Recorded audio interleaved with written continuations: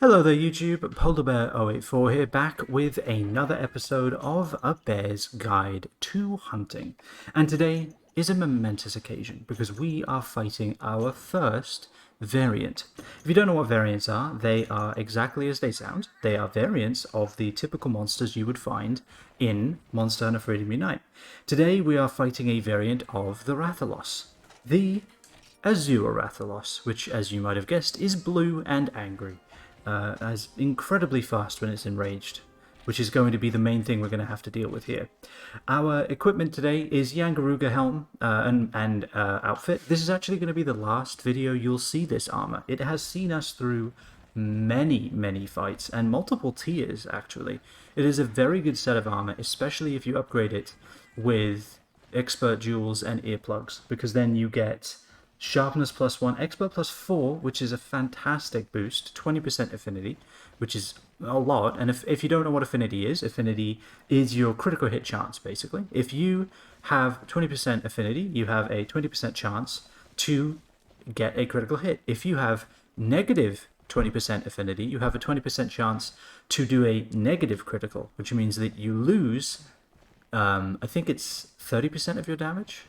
I think when you do a critical hit, it's 30% extra, and when you do a negative critical, you lose 30% of your potential damage. I'm not entirely sure. I'll verify that. I'll put it in Bear's Broken Brain in the description. So look there for the actual answer. But anyway, we're fighting Azure Rathalos. He's blue, he's big, he's typically in this area, but today, because he knew I was coming, he decided not to be here. So let's go hunting, shall we? No pun intended. But like I said, we are using the dual blades and the Yian Garuga armor. Now the dual blades, I don't think I've used them on the channel yet. They are incredibly useful. They give you a good amount of damage, considering that you do hit typically twice as fast, and they are pretty good for elements as well. You're usually going to have. He's not going to be in Area A. You're usually going to have a pretty good elemental advantage with dual blades, and so I do recommend using them. The only downside is that they're pretty stamina intensive. To do the demon mode, which allows you to attack even faster, it does continuously drain your stamina, which is why we have power juices on us. Oh good, we get to fight him in the narrow hallway. That's just what I wanted. So it does continually decrease your stamina, which is why I have power juices. And it just means that you are more open for attack. And in a hallway like this, I think that's going to become a problem, because he's just going to do that a lot. Alright, let's drag him out into the open. We're not fighting him here. Alright. So, maybe we'll see if he comes back over here. So the only items that we brought with us, we brought our typical loadout, Power and Armorcharm. If you don't know where to find these, like I said in the previous episode, or this maybe it was the previous episode, it might have been the one before that, these are available in the Hunters Guild.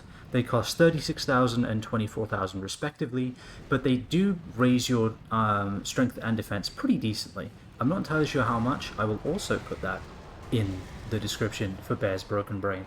So I would recommend getting them if you don't have them already. They are a useful boon to have, considering they don't require anything out of you. We also have our 2 Demondrugs, 2 Armourskins, and then 5 power juices. Okay. He took advantage of us there, really. I mean, we gave him an opening, and he took it. And I can't really blame him for that. Right, we're going to take our Armourskin, because we are taking some damage here now. Because Azure Rathalos is reasonably stronger than your typical Rathalos, as well as being faster when enraged. Right, we're going to take a first aid med, we're going to paintball him, and hopefully get an actual fight going here. We missed. We've wasted most of the power juice we brought, unfortunately. Alright, there we go. Now we can actually get into this, I think. Alright, so we could basically permanently stay in demon mode, which is pretty nice. The other thing about Azure Rathalos is that he does do a lot of those zero warning charges, where he's standing completely still and just charges in at full speed with pretty much no warning whatsoever. So you really don't want to stay in front of him. He will make that difficult, especially when enraged, because he's quite quick. but I would recommend trying to as best you can. Alright, is he leaving? Is he staying? Yeah, he's staying, okay. Let's get our Demon Mode going then, shall we? If you don't know what Demon Mode is for Dual Blades, it's effectively a kind of all-out attack setup where you can do a lot of attacks in a small amount of time, but it continuously drains your stamina, like I mentioned. So it's useful, but you just have to make sure that you don't get stuck in a long combo where you can take a lot of damage. And you also want to keep an eye on your stamina, because it can go completely to zero, which will leave you open for an attack as well. Very high risk, but also very high reward. Alright, you can see our stamina's going down now, or at least it was before we were knocked out of Demon Mode. That's the other issue with it as well, is that when you are knocked over, you get instantly knocked out of Demon Mode. So you have to restart it again, which does take time, as you can see.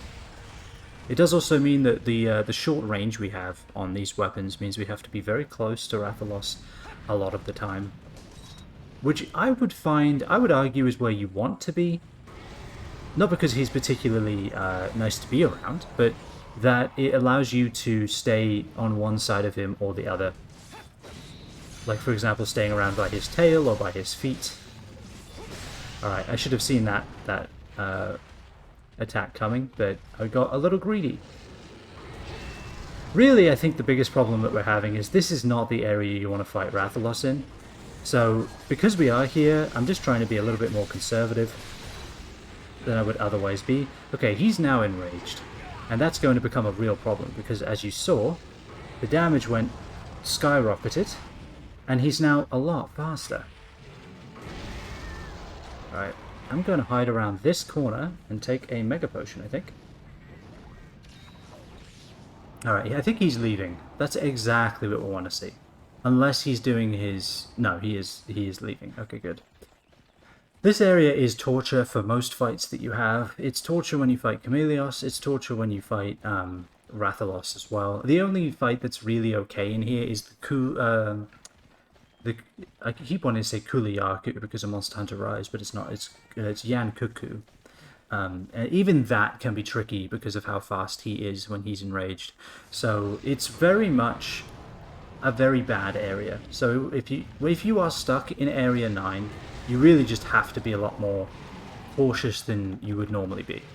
I know there is a temptation to just try to get as much damage in while you can, no matter what area you're in, but in that area it is definitely not worth the risk. Let's see if we can get some good attacks going on here, shall we? Now that we're in the best area in this level, might I say so myself. Might just be nostalgia talking, but I do like this one. For those of you who don't know, this area was in the original Monster Hunter. I don't really remember if there were any others, actually, now that I say that. Were there any other areas in the original Monster Hunter? There might not have been. Alright. The other problem we have is we do spend most of our time running, which, you know, is a little bit slow, unfortunately. Alright, is he going to claw me? He is. Fantastic. Alright, I'm going to move to the side, and then get a combo going. The other problem that we have is that we do bounce off of him fairly regularly, because we don't have blue sharpness, but again, as I've mentioned before, it's very difficult to get blue sharpness at this stage in the game. The most likely place you're going to get it is from the Insect Katana, which is the Black Katana Mark II, or basically any of the insect weapons, really. That was a good stringist.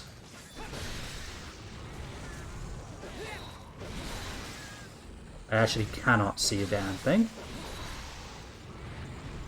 Alright.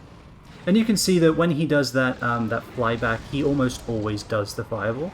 So you can assume that it will always have a fireball connected to it, so always roll when you see him getting ready to kind of fly backwards like that.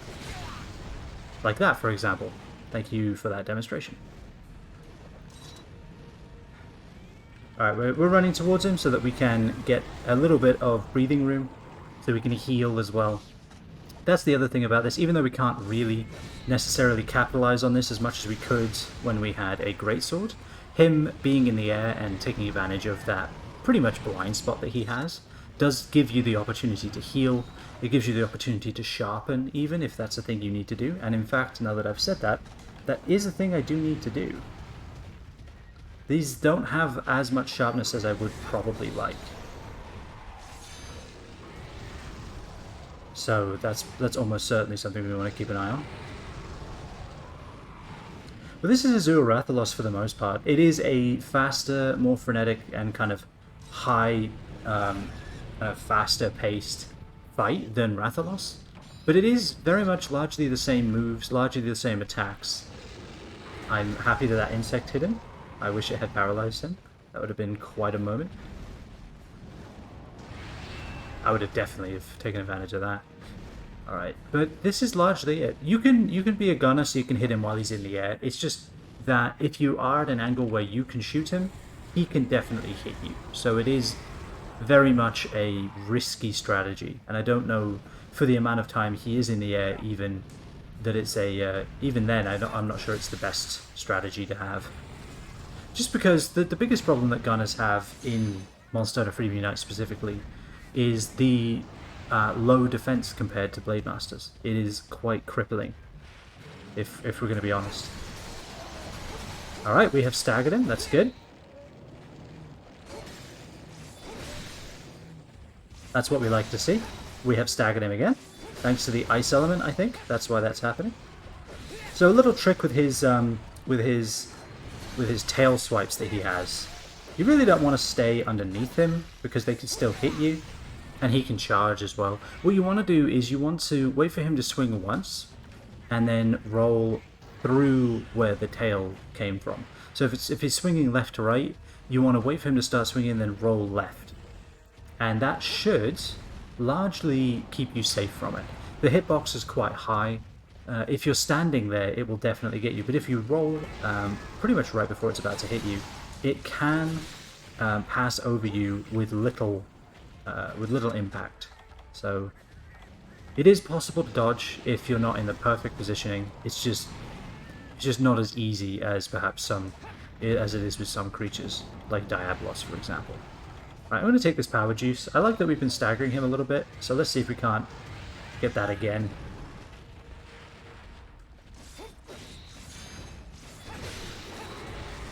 Alright. So whenever he goes to jump back like that, whenever you see him flare his wings, roll left or right. Don't roll forwards because the fireball will still catch you. Unfortunately, that's a trick I've tried and it just does not work. If rolling backwards, the fireball is pretty much likely to catch you as well. So roll to the left or right of Rathalos. Because I think it is almost always a good evasion if you do it that way. Alright, we will actually get to land a hit, I think, at some point. This is why Earplugs is nice. He got enraged, and I said, no thank you. Alright. He is in the air. He is, I think, leaving. Or is he doing his flying attack? It's hard to tell. No, he's leaving. He's going to Area 3. He would be circling a little more if he was actually doing that attack. He was flying pretty straight, so you can tell that he's leaving this area and going somewhere else. Rathalos lands up here pretty much every time, so you can use this to your advantage, and if you're quicker than me, for example, you can get a charge attack going, but all I was able to do was get a couple of hits. I do need to sharpen again. I'll use this opportunity wisely. Unfortunately, I got staggered by the wind. That is a shame. Alright. Hard to tell if he's still enraged. He is. He definitely is. That's something else that Azure Rathalos does more often than his Rouge counterpart, is that he is more likely to charge, and then instead of falling over, he's going to just stop dead in his tracks, turn around, and do a different attack instead. I think I can... Yeah, okay, he's doing his flyby, I believe. So we can use this opportunity to sharpen as well. Very nice, I'll take this opportunity, please. He's getting ready to charge. Oh no, he's limping actually. Okay, good. So, as you can see, he's very much as weak to elements as the typical Rathalos is. So we didn't get that many attacks in, but we are still dealing with a very weak Rathalos nonetheless. It's just a matter of choosing your moment wisely, because he can punish you if you get too greedy. There he is. He's here. He always lands here. I don't know why I was looking around for him. I just wanted to make sure that he was actually going to land and not just leave. He's getting ready to charge, or just limp away. Dang it. He limped away. Alright, he's going to be going into Area 5. Speed burst expired, but we're not really too worried about that. He is pretty much dead. Do we have another ration? We do. Okay, we shouldn't need to worry about that because we used our power juices pretty efficiently, I think. Although some of them we did not really have much of a choice. I could wait for him to go to sleep and try to do an attack that way, because you do extra damage when you wake up a creature from sleep. Alright, he very much punished me for that. You do extra damage when you wake up a creature while they're sleeping, but it's not really necessary. Our base damage is not really high enough that we can take advantage of that. Enough. I mean, it would do more damage, it just isn't... It doesn't scale that well, honestly. I believe it's twice as much damage when they're asleep. But again, I will look that up, and I will put it in Bear's Broken Brain. Let's see if we can't break his head, shall we? Alright, that was foolish. That was also foolish. I think he, because of the terrain clipping, I think he was just going to go around me. This could be bad. Ah, no, he was very kind. He charged at a Velociprey instead of me, which is awfully nice of him. Right, he is fireballing. That's good. I will get this ready.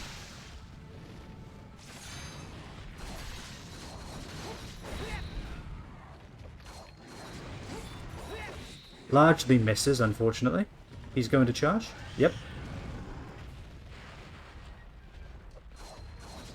I want to hit his tail, but I'm definitely not... I don't have enough reach, really, to achieve that.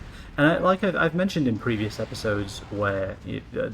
for example, the Diabolos episode, which I'll link in the corner if you want to see that, or pretty much any episode where they are taller than me. That the longsword is the most useful weapon you can have to cut off their tail, and I think you can kind of see where I'm coming from here. I can hit his tail, but it's very infrequently, and even though I can get at least 2 or 3 hits in each time, it's still really not putting enough damage in to cut that tail off. He might die before I actually do enough damage to cut the tail. We're just running around a lot, so I'm gonna put the weapons away and actually run. Seems wise. That's the other thing as well. Don't get stuck into the trap of keeping your weapon out, looking for a moment to strike. You will get more opportunities to strike if you put the weapon away and start actually running, because you run faster. You're able to actually sprint when you've got your weapon sheathed. So definitely don't get stuck into that trap, because I do that quite a lot, especially with the greatsword, because it takes so long to sheath the sword that you really just want to try to keep it out, but it does impact your movement quite dramatically. So if the creatures are moved away from you, put your weapons away, close the gap, and then do a draw strike, or an unsheathing strike, whatever the name for that may be. What up if I didn't keep just flatly missing his tail as well?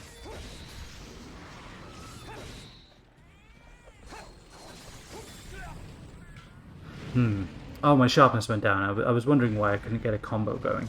Now I know. Let's use our last mini Whetstone, shall we? Oh, wow. Okay, I was not close enough. So, the interesting thing about what I brought is that I didn't have any antidotes with me, because I typically don't get hit by that. I was not close enough. That shows you how small the area is. If you're here, because the claw can hit a lot lower than the other attacks can. If you're not like pretty much right underneath him, the claw can get you. So it isn't guaranteed, as you just witnessed. We'll just wait for this poison to go away. We won't get hit, obviously. We'll be fine. I think I have an opportunity to sharpen here. Fantastic. Let's see if we can do a little bit of a no-hit run for a bit, shall we? See how long we can make that last. Alright, poison has worn off, so that's one thing as well. If you're like me, I was under the misconception that poison will not wear off unless you cure it. And that is not true. Poison will go off on its own. It's just, it takes quite a lot of damage in the meantime. And if you get hit, that red portion of your bar disappears. And that means you can't heal that damage either. So, if you do get poisoned and you don't have an antidote or an antidote herb, it's not the end of the world, but it is something that you definitely want to be aware of. Alright, we knocked him out of the thing. I skipped the thingamajig. I skipped the kind of camera panning thing. Just because it gives you more time to carve. And it also gives you time to maybe, I don't know, mine a mining point or anything like that. If you want to skip it, I think it's select, typically. But I'm not sure. I guess I'll put that in Bear's Broken Brain as well. It might just be B. It might just be the roll button. But anyway, that is Azure Rathalos. He's not actually too bad. The only problem with him is that he can do so much damage that when he's enraged and he's so fast, he can quickly overwhelm you. So if you make sure that you are keeping your distance and keeping your eye on when you have an opening, then it shouldn't be a problem. If you bring a greatsword as well, it really should go very quickly because you're able to leverage the trick I taught you in the Rathalos and Rathian episode, which I'll link up in the corner, where you can charge your sword underneath him while he's flying in the sky. But that's going to do it. I hope you enjoyed. I hope you learned something. I hope this helps you in your future Rathian and Rathalos endeavors. I will be doing Pink Rathian next weekend, so if you wanna know when that comes out, it will be the same time. But if you want to be notified when it goes up, don't forget to subscribe, just so that you can kind of keep up with me on this journey that we're taking. It's been a lot of fun so far, and I'm looking forward to getting into the really difficult monsters soon. I believe that they're coming up. And if this did help you, go ahead and hit the thumbs up. It helps me kind of, you know, with my channel. It lets more people find the channel. So if they are having the similar issues or similar difficulties that we've had in our past, then they can find the video as well and hopefully learn something too. So please do, if it did help. And if there's anything you want me to improve, if there's anything you want to comment on as well, maybe I missed something or maybe I did something particularly well, comment. I'm always happy to hear from you. But that's going to do it for me. I hope this helped you. And happy hunting. And I'll see you next time.